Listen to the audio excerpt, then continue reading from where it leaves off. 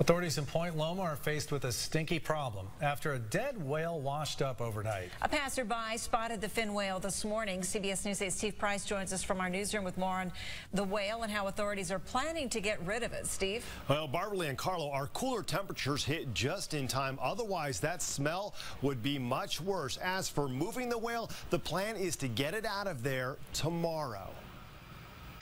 Right there where the water treatment thing comes in, there's a little notch. The fin whale washed up this morning at the Point Loma wastewater treatment facility. Monday mornings are always interesting. Dave Hunnemer has been through this before. Well, Steve, I'm not sure exactly how they end up here. Last time, it was a 67-foot pregnant female that showed up in November 2011. Lifeguards towed the whale to Fiesta Island for a necropsy with plans to then have it driven to the landfill.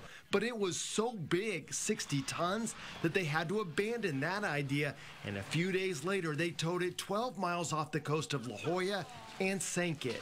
This seems to be a little more of a juvenile whale, maybe about 35 to maybe 40 feet at the most. Lifeguards say the plan is to tow it to Fiesta Island Tuesday afternoon, using the high tide to their advantage. From a health hazard standpoint, they know they can't wait much longer. It would be a stench that I think would become so overwhelming over time, and that's just not something we want to put people through. But even a dead whale is still a dangerous whale, so they'll tie the ropes to the tail much earlier in the day.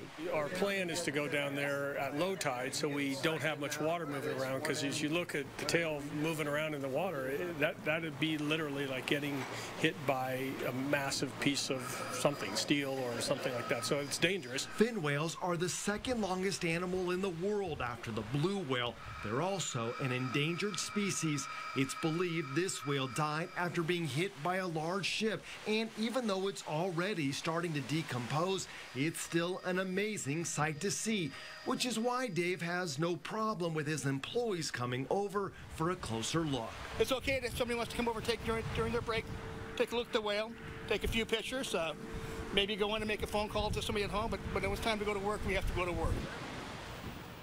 Now, unfortunately, there are no places for the public to see the whale in its current location, but you might have a chance tomorrow between the time it arrives at Fiesta Island and the time that it's then towed to the landfill. Carlo?